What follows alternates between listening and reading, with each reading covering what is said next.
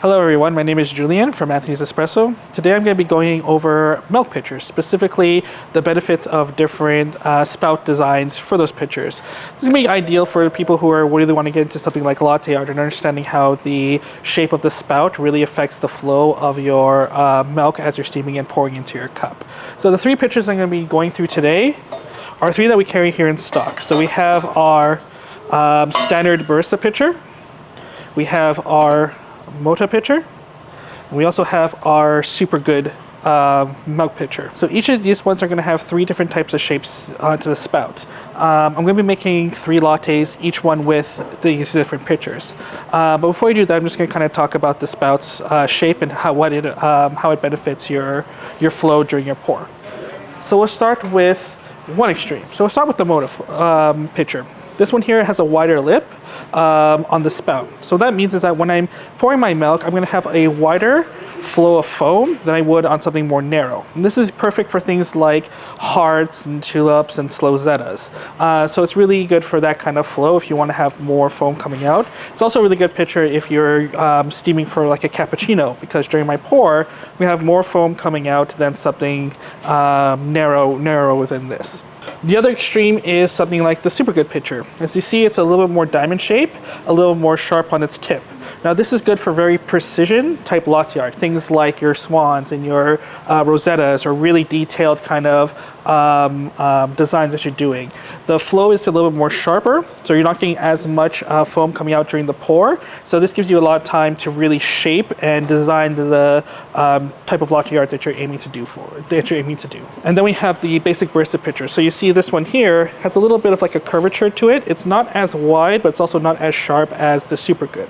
So this is a perfect one for your basic kind of designs, things like a basic heart, doing a couple of tulips, you get that nice kind of finish at the end, and you can do a little bit more of a wider kind of rosetta. So this is kind of like a good starting pitcher, just to getting used to the technique of steaming your milk and the flow of it when you're doing your basic kind of designs. So I'm going to start off with the Moda pitcher, just so you can see the flow of that one. Then after that, we'll go on to the standard 20-ounce milk pitcher, and then after that, we'll go the super good pitcher. So let's get started. Awesome, so we have our shot ready. So I'm going to start steaming, and you can pay attention to the way the flow rate goes on the Moda pitcher.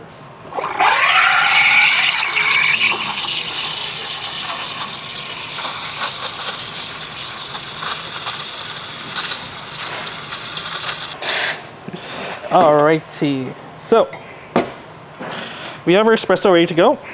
We have our milk. Just gonna dump some of this. Alright, so as you see when I'm starting to my flow, we get a wider flow rate on the Moda pitcher. So as I get closer, more of a wider set of foam coming out. Awesome, so this is ideal for people who want to do more wide kind of designs, things like their tulips, their hearts, a little more of those bigger leaves during a tulip design. So it's perfect for that. Also for people who are doing like cappuccinos, who really want to get as much foam coming out of their pitcher when they're done steaming. So this will be ideal for that kind of pouring technique for people who want those type of benefits. We'll move on now to the barista 12-ounce pitcher. All right, so now we're going to be using the 20-ounce standard barista pitcher, so you can see how this operates in terms of the flow and the type of rate that you get while you're pouring. So let's begin.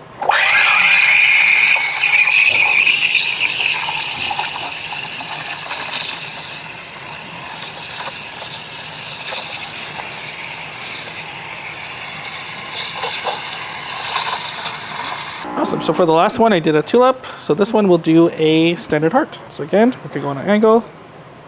You see that the flow rate's a little bit more narrow than the Moda pitcher. So this one here, we're able to get a more of a sharper finish at the end.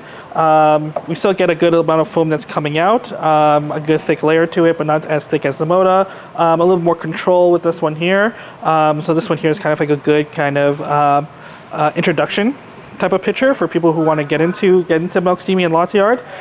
You have a little bit more control over the rate of your flow from the milk and the foam. So this one here is a good kind of starting pitcher. So now we'll move on to the super good pitcher. All right, so now we're going to start with the super good pitcher. So the more narrow one, and this one here, you're going to see you'll have a little bit more control and precision with the way your flow comes out, and you'll be able to do a little bit more of intricate designs. So let's start.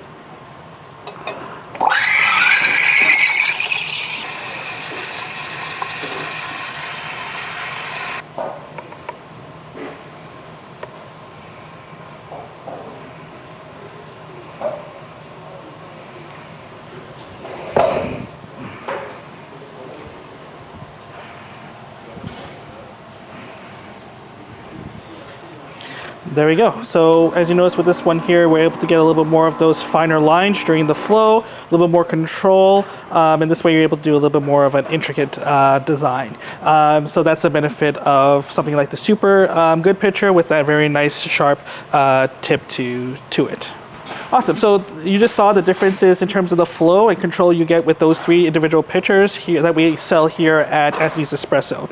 Now, for anyone that's interested, we also do offer basic latte art and steaming technique classes. We also offer advanced ones for people wanting to go more into a little more intricate designs. Besides that, we have all those different options. When you're steaming, you always want to find a good pitcher that feels good for you in terms of balance, the type of spout you feel comfortable, and don't use a cup or a glass to steam your milk. But again, if you have any other questions, you can always reach us here at Anthony's Espresso, and we'll definitely help you with that.